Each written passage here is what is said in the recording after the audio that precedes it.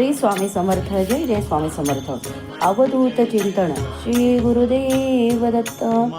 तर स्वामी भक्तांनो, मी या व्हिडिओमध्ये तुम्हाला आरतीला हजर राहण्याचे फायदे सांगणार आहे. तर आरती म्हणजे आर्ततेने दिलेली हाक.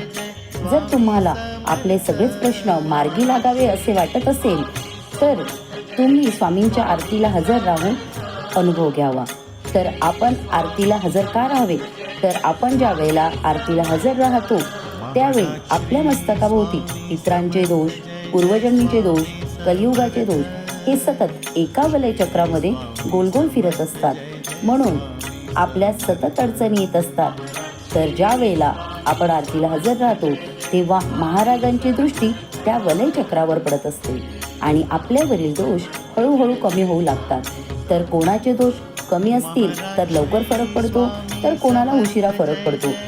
तर नक्कीच आरतीला उपस्थित राहून अनुभव घ्यावा.